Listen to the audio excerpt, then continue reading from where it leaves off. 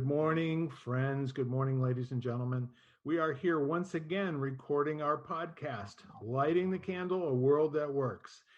And as you know from listening to our 40 some odd other podcasts that we've got up on Spotify and Apple, we're just people talking. We're having a conversation. The whole idea here is for us to bring you some ideas and some thoughts that will give you energy and motor you through your day, or maybe wake you up a little bit, or give you an opportunity to just go limp and enjoy the conversation.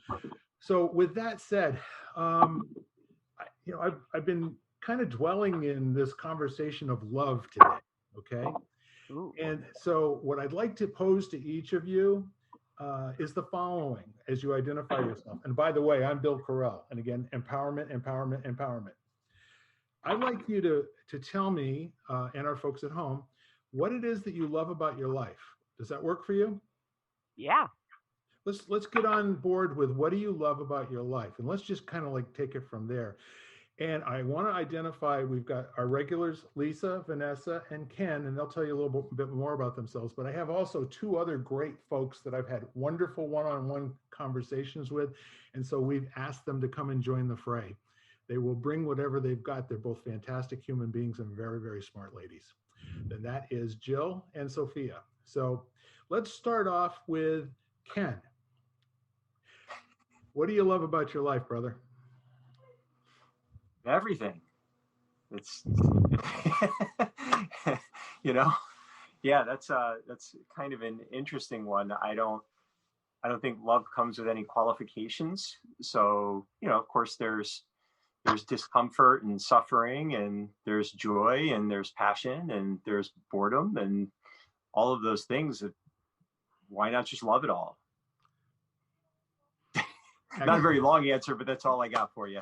You're usually a man of few words. And Ken, you want to tell people who you are?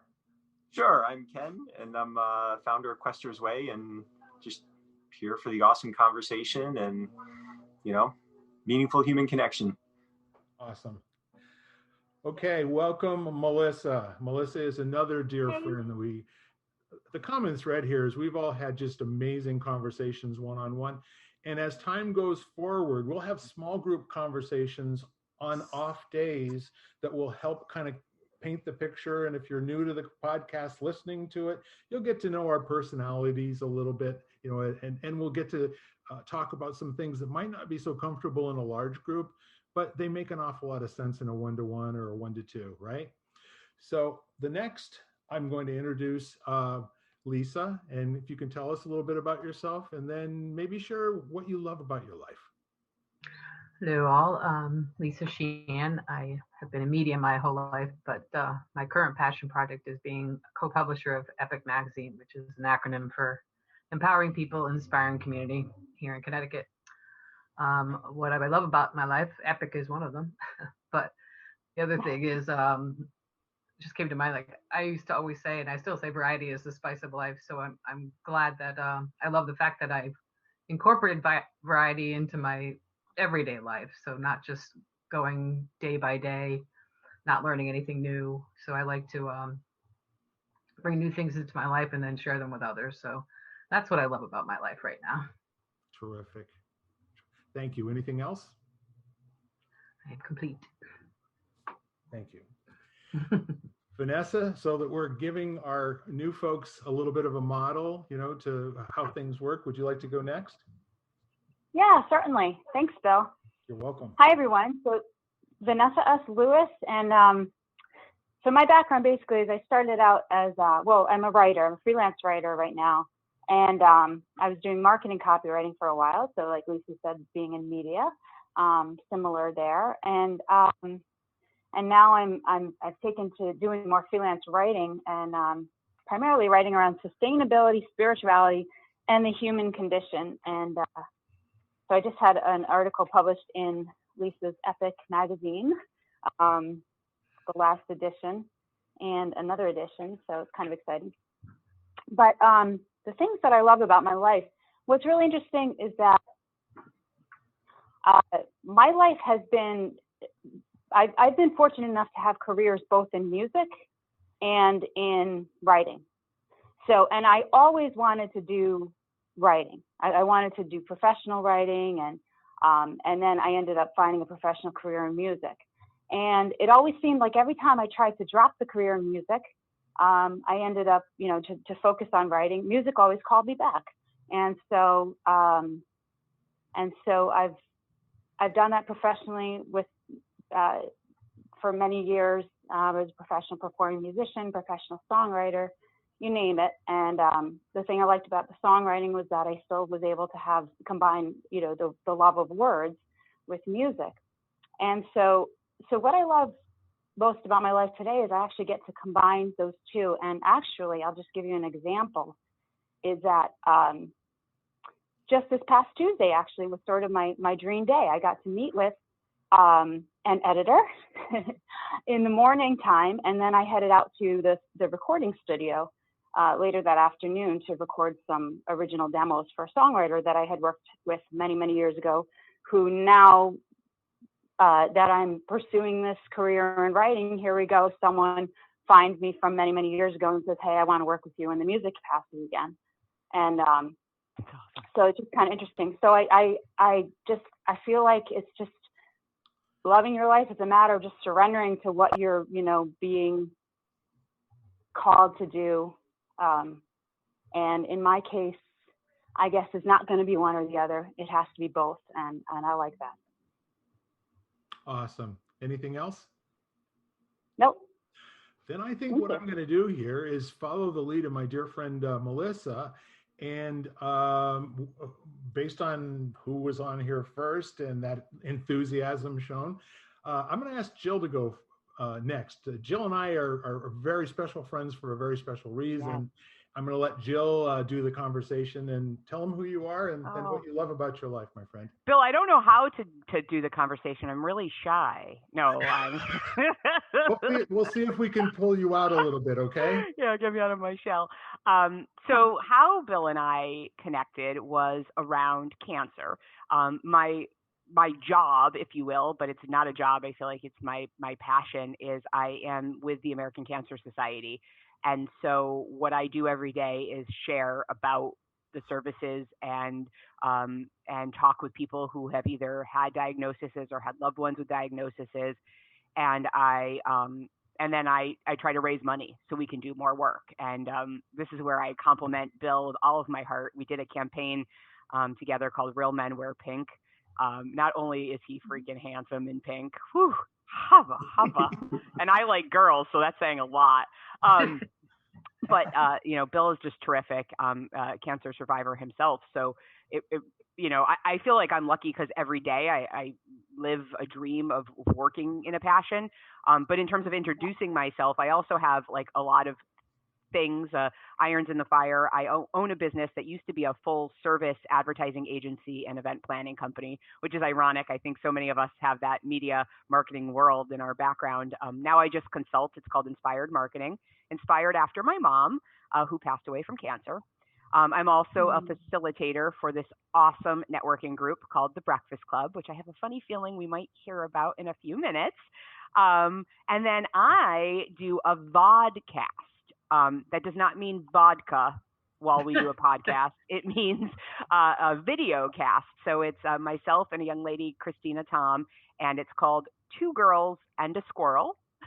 And we do it because we both have ADD. We do once a week. We're not as cool as Bill. Ours is not up on any platform, but you can find us on Facebook at Two Girls and a Squirrel. I like to have followers. And then to answer your question, Bill, and I kind of saved it for last because I think that what I love about my life, when you asked us how we were doing today, I said, I'm doing great. I'm on this side of the dirt. And, everybody chuckled. So in 2020, Jill likes to do everything big. So instead of just living through a pandemic like the rest of us, I decided right before the pandemic to fall.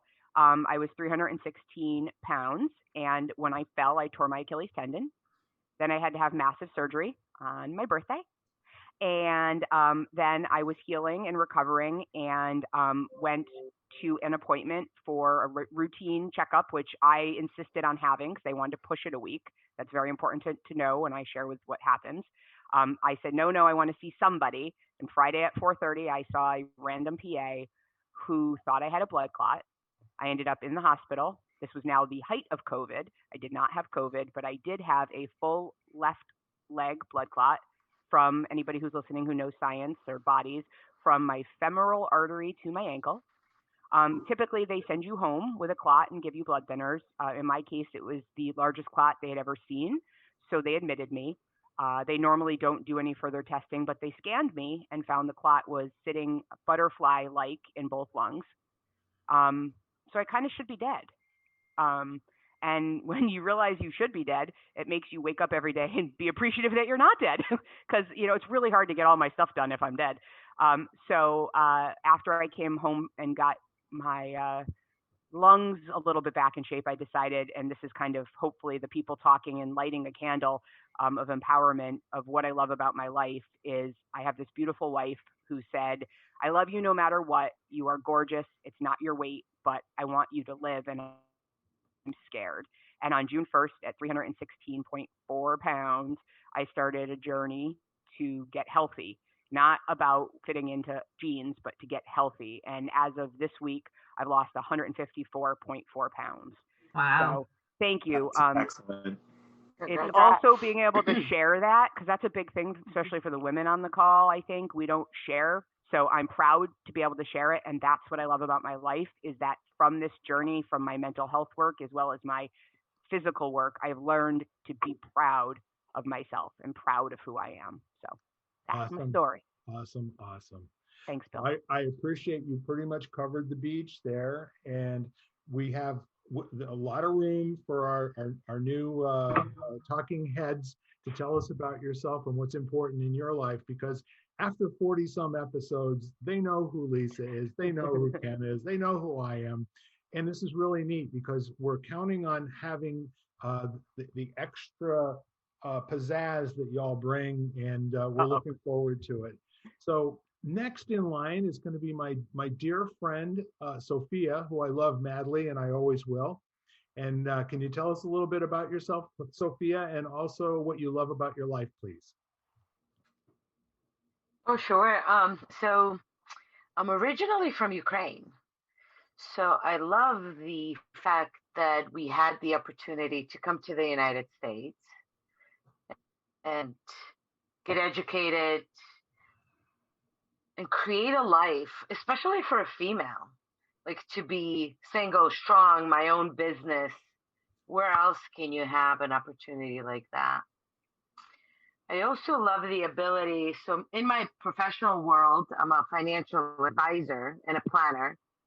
So I love the opportunity of just talking to people every day, seeing what's important to them, what they love, what goals are, and help them accomplish that. I don't know if there's anything else out there like that in the world. So, I mean, at least I love what I do. But most importantly, I love my family. And so lucky that we're all healthy and alive, and the kids are growing and they're amazing.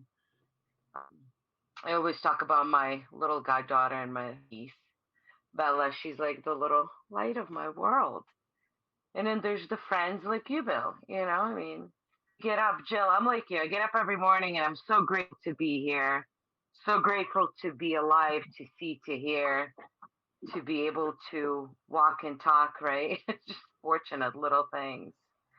Call my friends, go out, enjoy life, travel, see it, eat the food. There's so much food out there. So good. Yeah. So thank you so much for having me here. And yeah, loving love of itself. Life. Yeah. Awesome. Glad you're here. And don't forget to mention the love of IPA. Okay, that's very the important. love of IPA. Yes. Keep bringing them on. Love Connecticut for that. Like bacon, it's its own food group, no doubt about it. Yeah. So next, again, I don't want to leave this out, because I declare that I love Lisa, Vanessa, and Ken every single week in every single podcast, and that's no change. But it's a blessing to have you here today, Melissa. We have this amazing relationship now going on for almost 15 years, and I love you madly, and I always will. Well, thank you, Bill, and thanks for inviting me. I'm kind of excited to be here. I guess I'll introduce myself to everyone because of course, I know Jill and Sophia and you, Bill, and Vanessa, who I miss you, Vanessa, so much. But I don't know Ken and Lisa. So my name is Melissa Boucher, and I run and facilitate the Breakfast Club networking group. So it's a networking group that I started back in 2008. And it was started off with just one group. And now I have 10 groups that range from, Massachusetts all the way down to Hamden, Connecticut. So I have, so what I do is really fun. So what do I love about my life? I'll just start with the job because it is a big part of your life is what you do, and having passion and love for what you do is so important.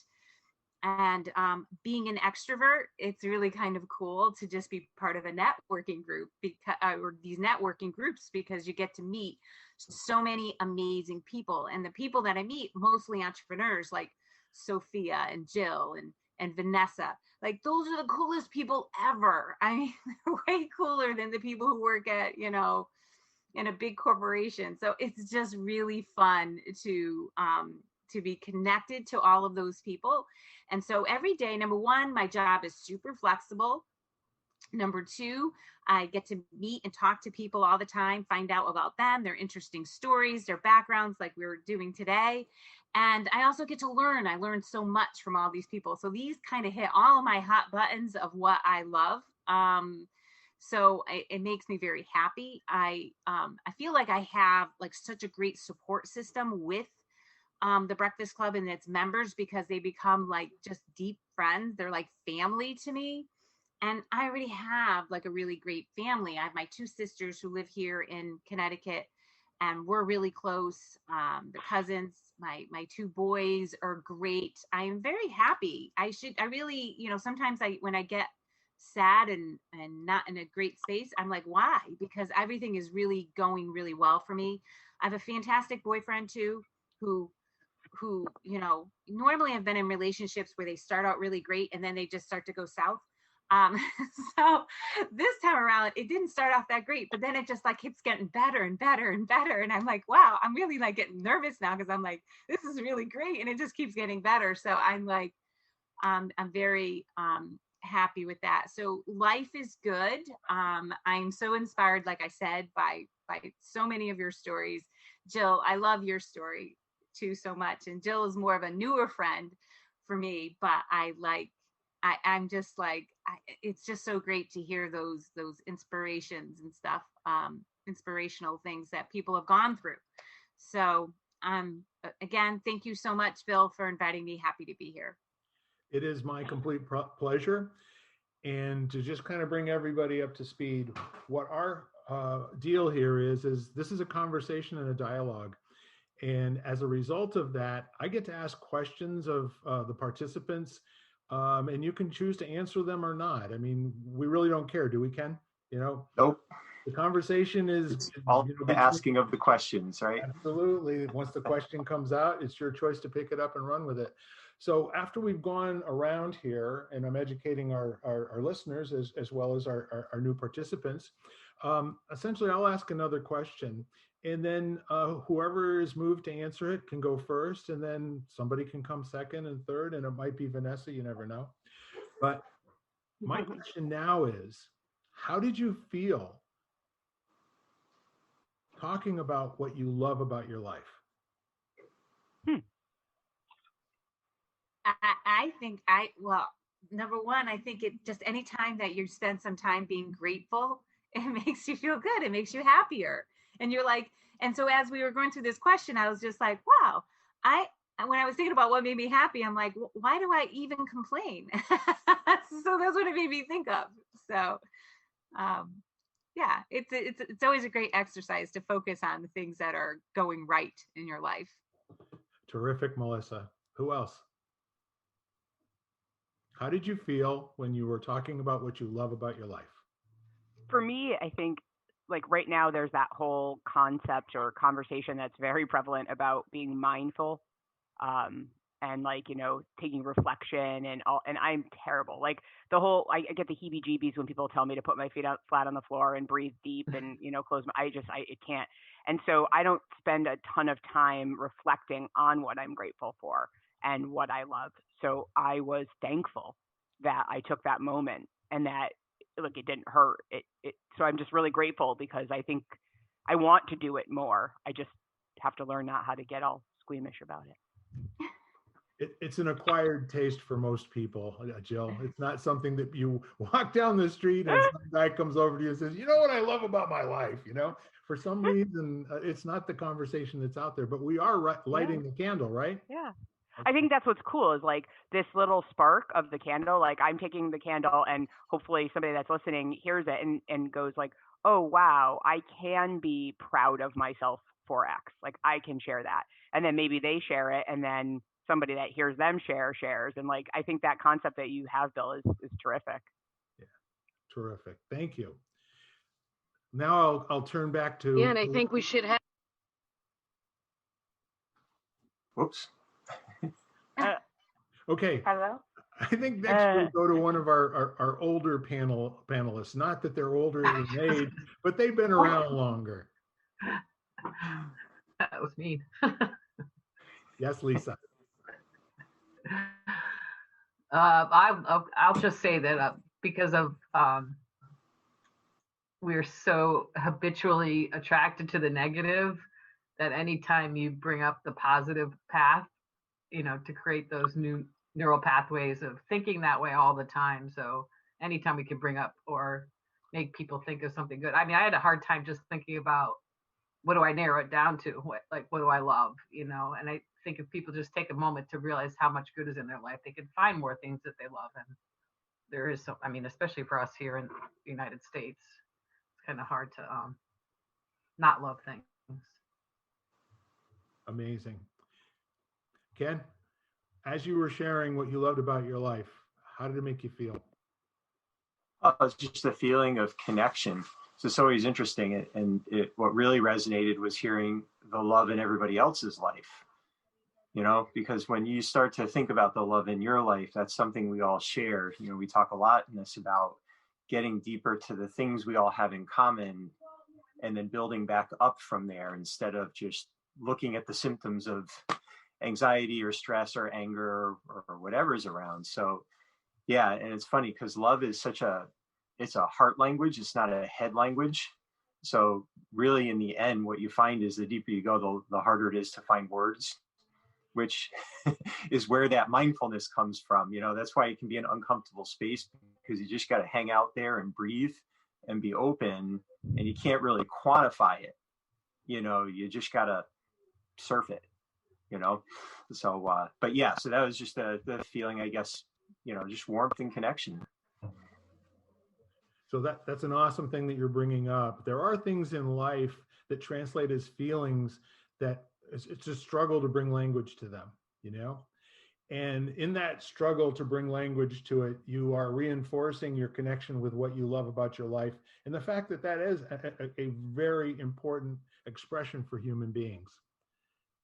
It's good stuff. You brought up two other things, which are segues that I'm intending to bring up afterwards. So, Vanessa? Yeah, so it's just interesting what you're saying about putting words to things. I think and especially doing it verbally, I think that's a big reason why I'm drawn to writing because I'll just lay it out on the table right now. Oftentimes in this podcast, you guys might hear me go silent for a while, and then sometimes Bill checks in and says, hey, do you want to say anything, Vanessa? Do you want anything to add? And I say, oh, I'm just listening. And that's often what you'll get as a response. I love to listen to people. And I too was very inspired by hearing all of the stories Jill, your story was absolutely amazing. I was so touched by that. I'm sure that's already inspired so many people. Thank you, Vanessa. I appreciate that. Oh yeah, my pleasure. But yeah, so I'll just put it out there. Okay, I'm kind of the shy one of the group, so I very much would rather listen to what people are saying. But to answer your question, Bill, while you know, I was sharing, I was one of the first people to go, and I just after hearing everyone else share, I thought, oh, well, okay, first of all, I was very excited by the first thing I thought when you asked, us all to reveal what we love most about our lives. My first thought was, wow, that's an easy question. And also, I was just coming off of some energy personally that happened to me this Tuesday. And by the way, the wonderful, lovely editor that I got to share coffee with, that Tuesday morning before heading to the recording studio was Lisa from Epic. So I just wanted to put that out there right now. But sharing, just hearing you all share about, everything that you're saying, I agree. I think that we can all agree that, it is, we are drawn to the negative, like Lisa said, and as human beings, it's challenging to really focus on what we feel grateful for in life, and it's also very easy to take things for granted. So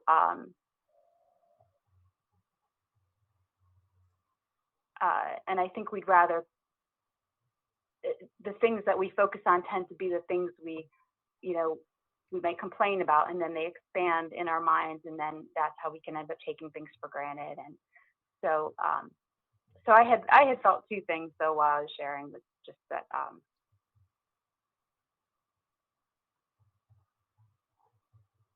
I didn't share about having a wonderful marriage, enjoying my husband, and also we get to do music weekly now, direct the music at our church, and just I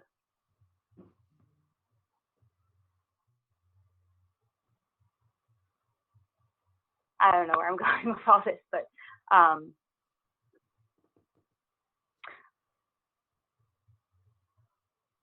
I feel like when this is kind of general comment, but when we all share, it's good to bring up things that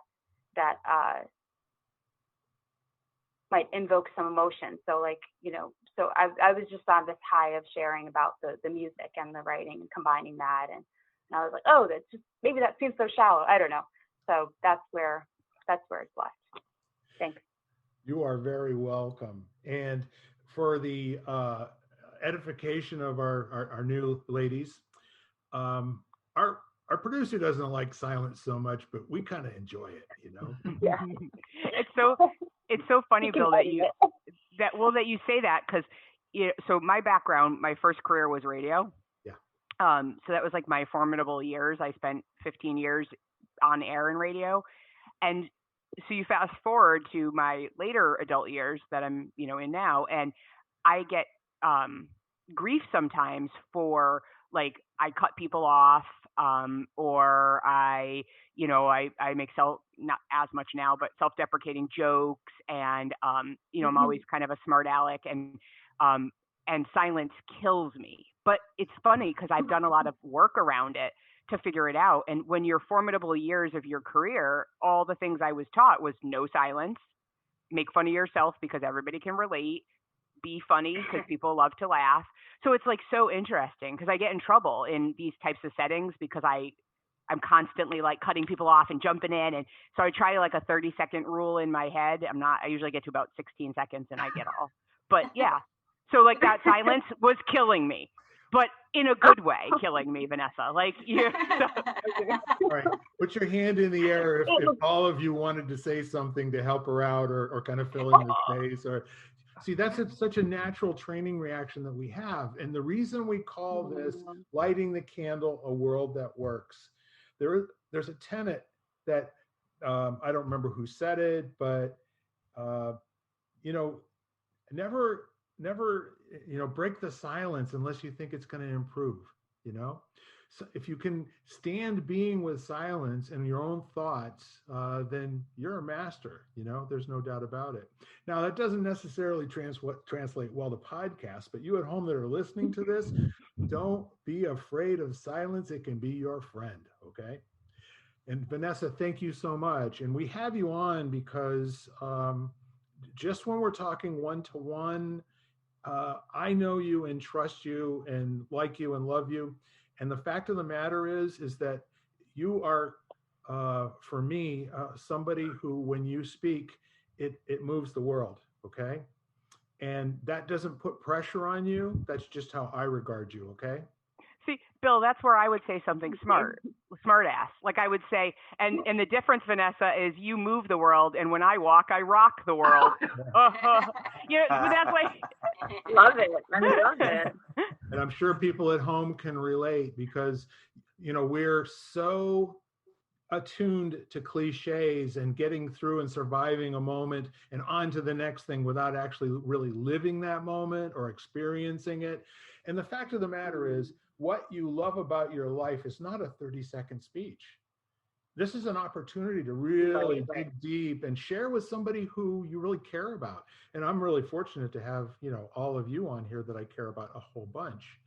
So all of that said, Vanessa, did you have anything else?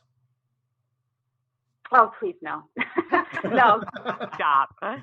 You know what? I want No, you I'm to good. know Thank you. that life occurs not in the skating, it occurs in the struggling, okay? It's a, you know, the cocoon and the butterfly and all the rest of it. We need to have space for people to struggle, right, Jill? Yes, very much. And because in that silence, whew, some And stuff. just struggle in general. Have you had Yeah. days and nights where you couldn't sleep and you were worried in the last year? Oh, yeah. I mean, you know, my newest thing, and this is weird. So you guys all got really excited when I said I had lost, you know, 150 plus pounds, and I'm appreciative. So what comes up for me is I've been really publicly sharing. Bill knows and Melissa knows. Anybody who wants to follow my story on Facebook can. I've made it very public. You can just find me, Jill Munson, or Jill Munson Bishop, I think. That's my wife's last name. But Bill, I mean, it's so ironic because the thing that's freaking me out right now is what I there's the thing called the imposter syndrome where, you know, I describe it as like Wizard of Oz. I'm the little woman behind the curtain running the cranks and I don't want anybody to catch me. And I've really lost the weight. It's really gone. But I have this mental block that I'm a failure and I'm a fraud and I'm going to disappoint people. And so every time someone says that I inspire them or great job or any of, I take it in and I turn it back out into I'm going to mess this up. And so I'm working through that. I mean, I'm when I tell you therapy is just as important in a health journey, but that keeps me awake as I'm so afraid of disappointing others. That's My fantastic. mentor would say, "Oh, sorry, Bill." No, go ahead. My mentor would say, "That's your BS detector, and it's your friend." Yeah, and I love it's that. the imposter syndrome. Just the fact that you're being vigilant, that you're being true to your message, and you're checking in with yourself. You know, so I get more worried about people who don't do that. Interesting. You know, I appreciate Exactly. that. So rather than having it be a negative, you now have the possibility to transform it into dashboard lights, okay? You know, we may not have gauges yet, but you definitely have the lights that are telling you to check engine, right? And in that moment, when you can review that and feel it and experience it fully, as opposed to explaining it away and coming up with an excuse, it gives you an opportunity to know yourself better. And I think that's where Ken was pointing. A master is always going to put a mirror up in front of you and let you see the best and the worst. And in the noticing the worst, you get an opportunity to claim what you've always thought about yourself that's total nonsense. Yeah. So with that said, this is where we are in our first episode, and we're going to call it here, and everyone say goodbye to the folks at home. We love that they're listening and tuning in for us every single week. And we will pick you up on the flip-flop and when we start up again in just a minute or two. Bye-bye. bye-bye. You've been listening to Lighting the Candle, a A World That Works, part of the Exvadio Podcast Network. You can hear us at exvadio.com/podcasts, Apple Podcasts app, Google Play, Spotify, iHeartRadio, Stitcher, and wherever you find podcasts.